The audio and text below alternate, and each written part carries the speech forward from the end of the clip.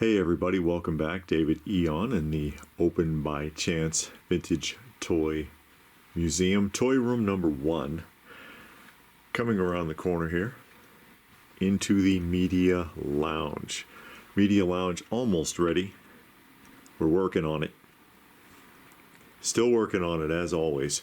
But today obviously we're focusing on the spinner rack. That's our spinner rack. No topper, but that's okay. We're lucky to even have one. We're lucky to even have one. But once a month, as many of you are aware, we change out the spinner rack. I fill up 2 sides and my wife fills up 2 sides. And that way we just keep it refreshed and we showcase the spinner rack to show what we've put on it. And normally I would have done this already as we get going here. This is my wife's side. Journey into Mystery number 1. Normally we would have gotten started on this already, or I would have done this already, but there's been a lot going on. As many of you are aware, in our family we had a family crisis that was ongoing for a while. Marvel Spotlight number 20, Son of Satan.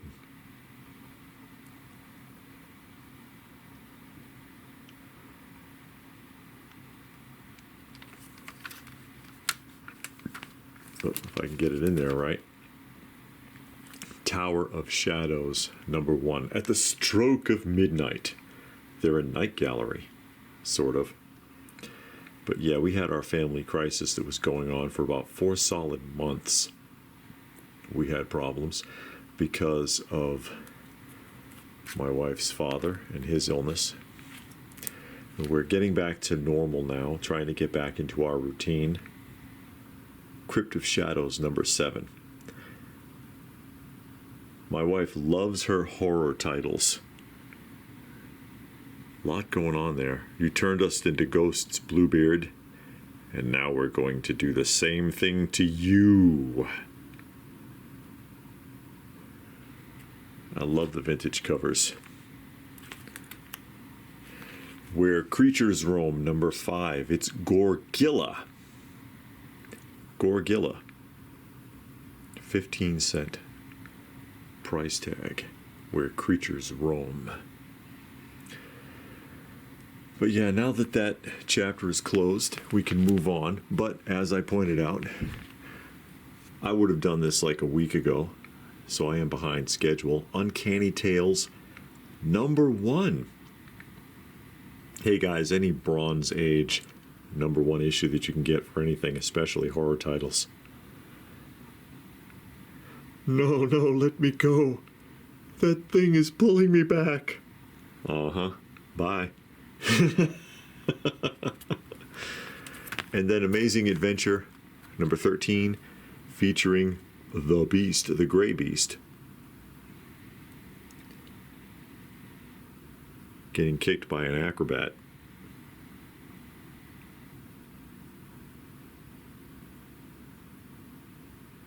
Is that the first appearance of the Gray Beast? I don't think so. I don't remember.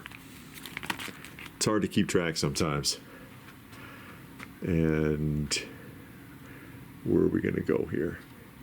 I'll go this way. Oh, this is her side again.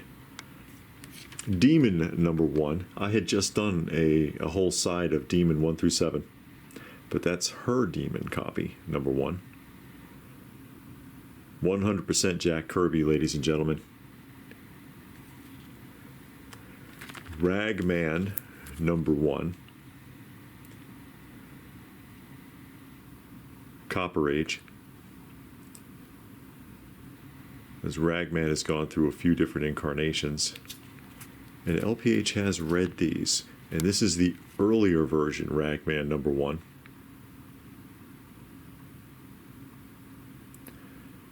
Origin of the Tattered Dalmian. It's actually a pretty interesting character. And some Golden Age goodness, it looks like. Shadow Comics, number 9. 3 Shadow Thrillers for just 10 cents. That's a thick book.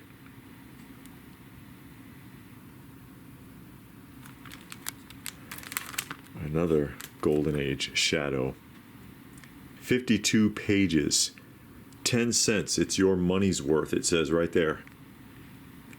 Volume 5, number 10, January 1946. It's all on the cover. The Shadow meets the Crime Master.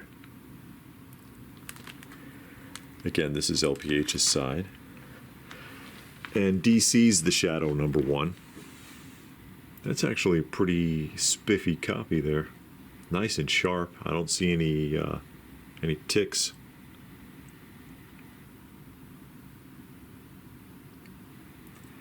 You see this one around, though. You do. And then Batlash number 6. I'll get your killer, Ma and Paw. Doesn't look like he's going to make it. Who's this? Is that a doll? It's kind of small to be a little kid. Will he save the West or ruin it? I don't know. I guess you'll have to read and find out.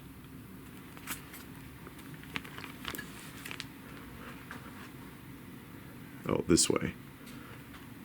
And then on this one, I put in the first 7 issues of Conan the Adventurer, based on the after-school cartoon, which also had an action figure line by Mattel. There's only like 14 issues. That's a chrome cover. But the Conan the Adventurer comics from Marvel, very dynamic covers. And again, this is 1 through 7 of my set. Very dynamically drawn covers. Fun show. Lots of yelling.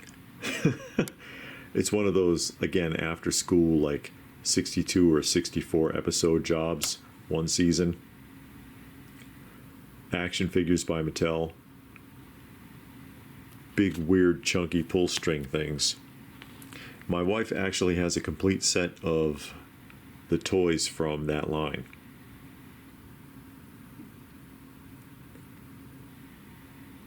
A lot of detail.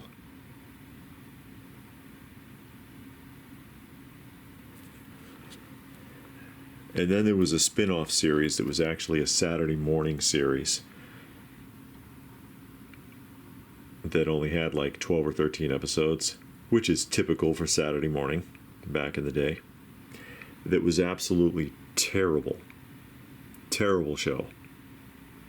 And a live action spin-off that was akin to, say, Hercules or Xena Warrior Princess.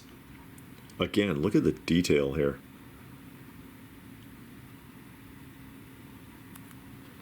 Although I scarcely remember the live action.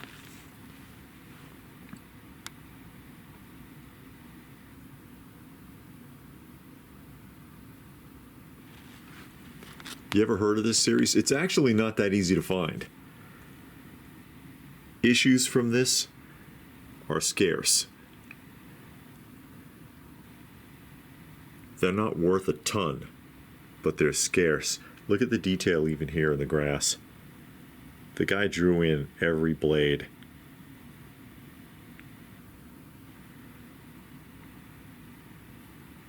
He took these covers very seriously. Got to give it to him. And on this side, a selection of Sergeant Fury and his Howling Commandos, Silver Age, underrated, kind of forgotten. Usually,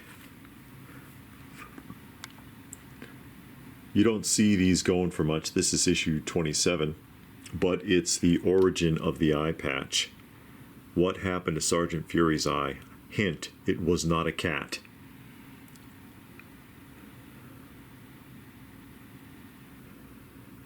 These are very tough to find in decent shape, though. Usually they're beaten up pretty bad, well read, a lot of ticks. Most of mine are really clean. Like, you can see how clean this is, even like if you look at the spine there. spine and corners and everything. Number 52.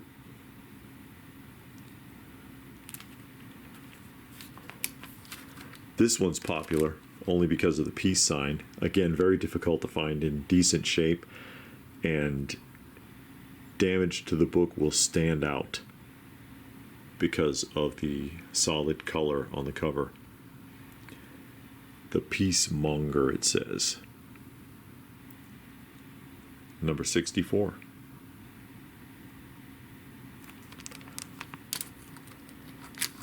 I don't have a complete run.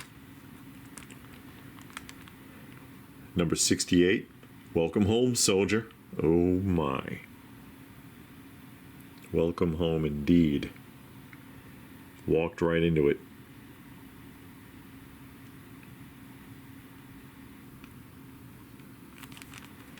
Any fans of Sergeant Fury out there? Number 70, the Missouri Marauders. Sergeant Fury and his Howling Commandos coming down the hard way. Actually, statistically speaking, in World War II, paratroopers did not have a very high survival rate. Most of them were picked out before they even landed.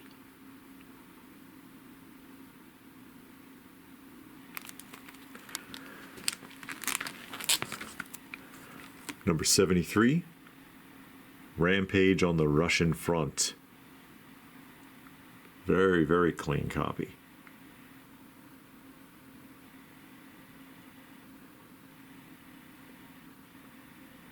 Very dynamic cover. Really draws you in, not like modern covers. Some of them have good artwork, but they're all portraits now. Nothing like this. And number 76. He fought the Red Baron. Oh no. Not the Red Baron. I thought that was from World War I. I didn't read this one though, so I don't know what's happening in here. And that's our rotation for this month. Anything stand out? Anything you saw that we were like, yeah, I'd love to have that?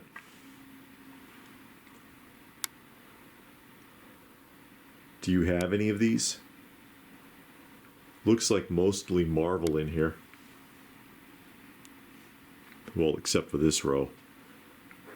That's all DC and Golden Age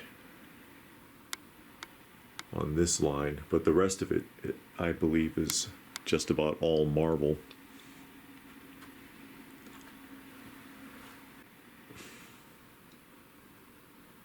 Well, that's going to about do it. Thoughts? Again, anything strike your eye, anything that you have, anything you're into, let us know in the comments section down below. Please do. Give the video a thumbs up if you got something out of it. I sure hope you did. Share it if you can. Subscribe if you are new. Should we keep doing the spinner rack videos? Tell us. And if that is it, then what more can I say but thanks for watching. And we will see you again soon.